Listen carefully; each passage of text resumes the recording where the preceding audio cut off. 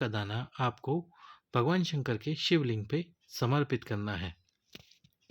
पर समर्पित करने से पहले श्री शिवाय नमस्तुभ्यम। तो 15 जून को है अधिक मास की अमावस्या, सोमवती अमावस्या। अब इस सोमवार की अमावस के दिन, सोमवती अमावस के दिन किए जाने वाले विशेष उपाय आप ज़रूर करें ताकि आपके घर से पितृदोष समाप्त हो। अब पितृदोष के लक्षण क्या है कि क्यों ऐसा लगता है कि पितृदोष है या कोई आपको क्यों बताता है? तो यदि आप किसी से पूछेंगे या आप खुद ही ऑब्जर्व करेंगे तो आपको पता पड़ जाएगा कि पितृदोष के लक्षण क्या हैं। सबसे पहला, घर में छोटी छोटी बात पे लड़ाई होती है। घर में कोई ना कोई व्यक्ति हमेशा बीमार पड़ा रहता है। इसके साथ ही 1 रुपया कमाते हो, 2 रुपये खर्च कर देते हो, घर में बिल्कुल भी बचत नहीं। ये सभी पितृदोष के लक्षण हैं। आज उन सभी पितृदोष यानी कि पितृदोष को समाप्त करने के लिए हम आपको कुछ उपाय बताने वाले हैं। जो उपाय आपको लगे कि आप ये उपाय कर सकते हैं, वह उपाय अवश्य ही कीजिए। कैसे करना है उपाय? सबसे पहले जो पहला उपाय है वो है 1 चावल के दाने का उपाय। 1 चावल का दाना आपको भगवान शंकर के शिवलिंग पे समर्पित करना है। पर समर्पित करने से पहले आपको एक कार्य करना है।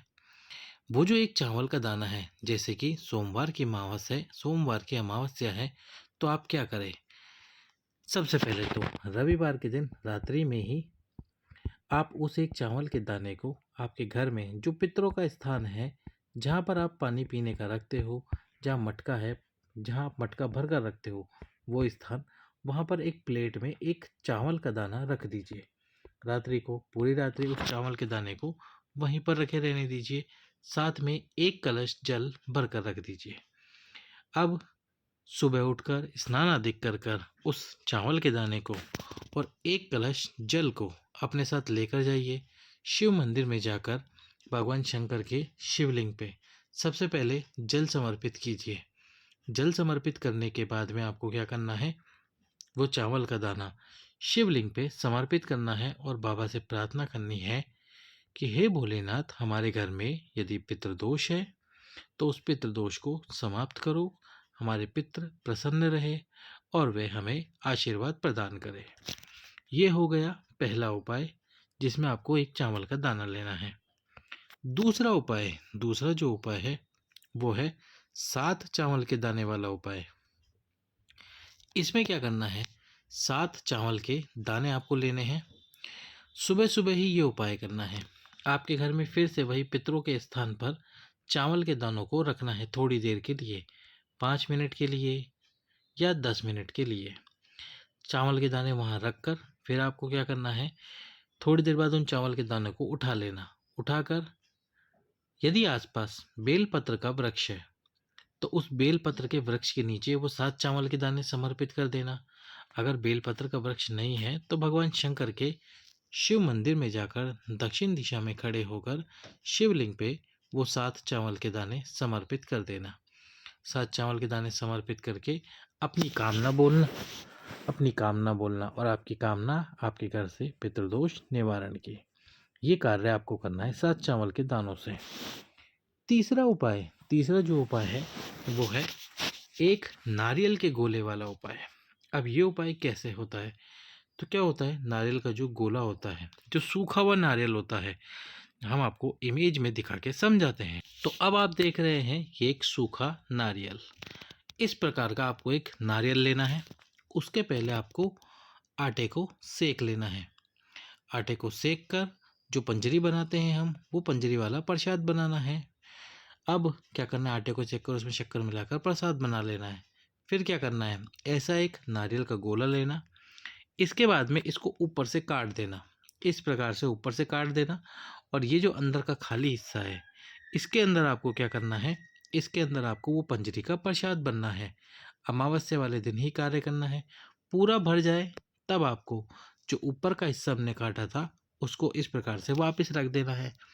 अब आपके घर में आपको किसी भी एक स्थान पर खड़े हो जाना है और खड़े होकर साथ में मूली का धागा हाथ में रखना है और अपने घर में चलना शुरू करना है। अब जैसे मान लीजिए ये स्थान में ये आपका घर है, ये आपका घर है इस जगह पर, और यहाँ आपने चलना शुरू करा, तो इस प्रकार चलते हुए पूरे घर में घूमते हुए आपको वापस उसी स्थान पर आ जाना है। बस टॉयलेट्स में और बाथरूम में ना जाएं। बाकी आपके घर के हर कमरे में, आपके मकान के हर कमरे में जाइए, हर स्थान पर जाकर आइए। इस नारियल के गोले को अपने हाथ में पकड़ के रखिए और जैसे आप चलना प्रारंभ करेंगे तो आपके पास में होगा मूली का धागा, और उस मूली के धागे को इस नारियल के गोले पर लपेटते जाएंगे। जब आपने चलना प्रारंभ करा, अपने मकान में पूरे में घूम के वापस जिस स्थान पर पहुंचे, वहां पहुंचकर रुककर मूली का धागा तोड़ देना है। अब क्या करना है, आसपास जो भी पीपल का वृक्ष हो, उस पीपल के वृक्ष के नीचे आपको जाना है और पीपल के वृक्ष के नीचे जाकर एक छोटा सा खड्डा यहाँ खोदना है। उस खड्डे में इस नारियल को गाड़ देना है, यानी कि नारियल को रखकर उसको खड्डे को बंद कर देना है। अब उस बंद खड्डे पर, यानी कि जो आपने खड्डा खोदा था उसको बंद कर दिया, उसके ऊपर 2 पत्थर रख देना है। क्या रख देना है? 2 पत्थर। ऐसे पत्थर जो आपको अगले दिन मिल जाए, इतने छोटे पत्थर नहीं कि अगले दिन ना मिले। अमावस्या के दूसरे दिन आपको जाना है, जैसे सोमवार की अमावस्या, मंगलवार को सुबह सुबह जाना है। एक कलश में आपको जल लेना है और उसी के अंदर आपको लेना है थोड़ा सा दूध। दूध और जल का मिश्रण लेकर जाना है। अब जो पत्थर हमने, जहाँ पर आपने नारियल गाड़ा था, वहाँ पर 2 पत्थर रखे होंगे आपने। उन 2 पत्थर के ऊपर आपको एक साथ वो दूध और जल वाला मिश्रण थोड़ा थोड़ा समर्पित करना है। आपको अपना नाम बोलना है और नाम बोलकर आपका गोत्र बोलना है। गोत्र आपको पता नहीं हो तो कोई बात नहीं, आप केवल नाम बोल दीजिए और प्रार्थना कीजिए कि यदि हमारे घर में कोई पितृदोष है, यदि हमारे घर में वास्तु दोष है या किसी भी प्रकार का दोष है, तो वह पूरी तरह से समाप्त हो जाए। इस प्रकार से करना है और ये कार्य आपको सुबह 10 बजे से पहले पहले करना है अमावस्या के दिन। यानी जो नारियल वाला उपाय है वो सुबह 10 बजे से पहले करना, और मंगलवार के दिन सुबह उठकर स्नान आदि करके जल समर्पित करने जाना। ये हो गया अमावस्या का एक और उपाय। अब अगला उपाय, अगला जो उपाय है वो है चंदन वाला उपाय, कि अमावस्या के दिन आपको 7 स्थान पर चंदन लगाना चाहिए। कितने स्थान पर? 7 स्थान पर चंदन लगाना चाहिए आपके घर से पितृदोष निवारण के लिए। पहला स्थान भगवान गणेश जी का स्थान, जहाँ पर आपको चंदन लगाना चाहिए। चंदन कोई सा भी हो, लाल चंदन या पीला चंदन। दूसरा स्थान कार्तिकेय जी का स्थान, यहाँ पर आपको चंदन लगाना चाहिए।